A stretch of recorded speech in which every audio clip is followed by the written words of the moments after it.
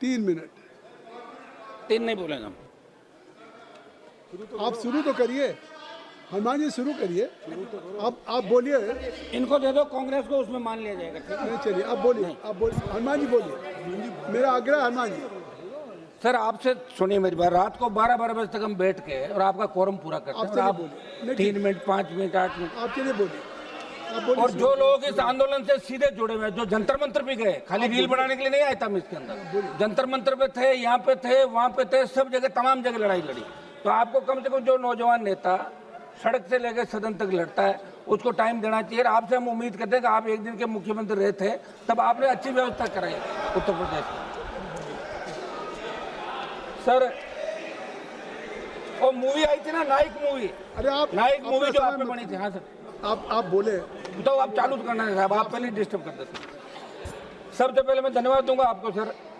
ये लोक परीक्षा संशोधन विधेयक 2026 की जो चर्चा हो रही है, पूरा देश स्तब्ध था जब नीट का पेपर दूसरी साल लगातार लीक हुआ। और मैं सबसे पहले मेरे उन 20 छोटे भाइयों को, बहनों को श्रद्धांजलि अर्पित करूंगा जिन्होंने नीट पेपर लीक की वजह से आत्महत्या की। इस सिस्टम को ठीक करने के लिए हम सबकी जवाबदेही है, लेकिन इन बच्चों ने अपने आप जंतर मंतर पे बिना किसी पार्टी के झंडे के, बिना किसी नेताओं का आशीर्वाद के एक हिंदुस्तान को बदलने का प्रयास किया। मैं स्वयं मौके पर गया था सभापति जी, राजस्थान के अंदर भी बहुत से प्रदर्शन हुए। और पेपर लीक की घटनाएं चाहे किसी भी सरकार के समय रही, चाहे किसी भी राज्य के अंदर रही, हम सबकी जिम्मेदारी बनती है कि पेपर लीक नहीं होने चाहिए। आजाद भारत के अंदर जो बच्चा 10th, 12th और कॉलेज की डिग्री लेता है, मैं यूनिवर्सिटी का देख रहा हूँ सभापति जी, बच्चे जब पढ़ते हैं उनको पूछो आप क्या बनोगे, कहता डॉक्टर, इंजीनियर, IAS, RS, जो भी जिस स्टेट की सर्विस होती है।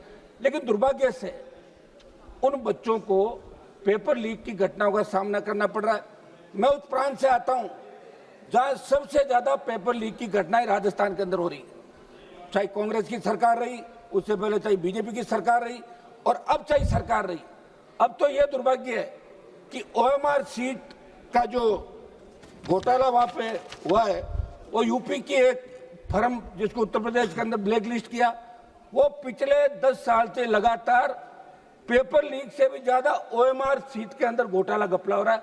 पेपर लीक को तो पकड़ लोगे, उसको कैसे पकड़ोगे? ये राजस्थान के अंदर उस कंपनी को ठेका दिया जो उत्तर प्रदेश के अंदर ब्लैक लिस्ट थी। तो ये कौन दे रहा है, ये काम कौन कर रहा है, इसकी जांच भी होनी चाहिए। सभापति जी, नीट के आयोजन से पहले CBSE इसका करती थी, नेशनल टेस्टिंग एजेंसी को आपने दिया। इनके अधिकतर जो काम कर रहे हैं वो संविदा के अंदर।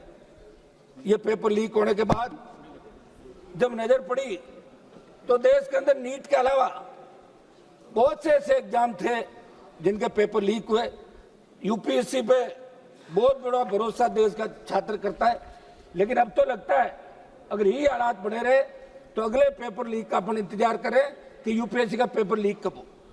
आप एक कानून लेके आए और निश्चित रूप से इस अवधि के अंदर अच्छा ये होता कि आपके मंत्रियों का डेलीगेशन जंतर मंतर जाता, बच्चों से बात करता और मैसेज आप देश के अंदर देते कि हम बच्चों के साथ है। बच्चे चाहे किसी भी पार्टी के हैं, बच्चे हमारे।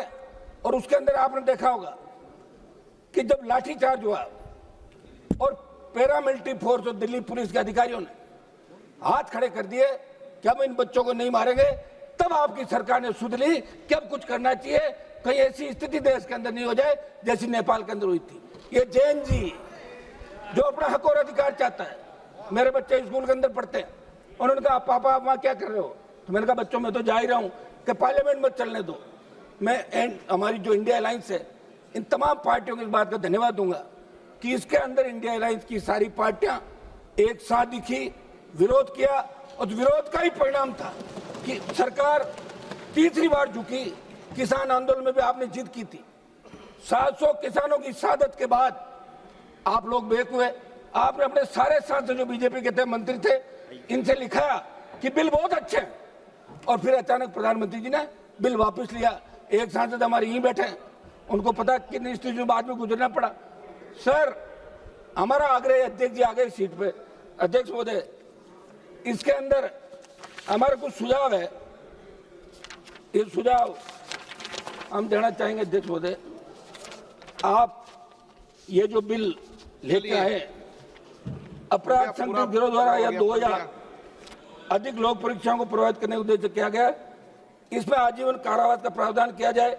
श्री तो एक मिनट, दो सिद्ध व्यक्ति आजीवन किसी भी लोक परीक्षा, सरकारी भर्ती, सरकारी सेवा, सार्वजनिक उपभोक्ता, सरकारी सुविधा में भाग लेने के अयोग्य, अन्वेषण की संपूर्ण कार्रवाई को डिजिटल वीडियो रिकॉर्डिंग की जाए तथा उसकी निगरानी संबंधित उच्च न्यायालय द्वारा नामित न्यायाधीश से करवाने का प्रावधान इसके अंदर रखा जाए। अध्यक्ष महोदय, एक हमारा आग्रह है कि पहले भी पेपर लीक के आरोपी जो पकड़े जाते थे उनको सजा का प्रावधान था, अब आपने इसमें सजा बढ़ाई, जुर्माना बढ़ाया, लेकिन जो पेपर लीक गिरोह है उसके लिए 10 करोड़ 1 करोड़ रुपए देना बड़ी बात नहीं है।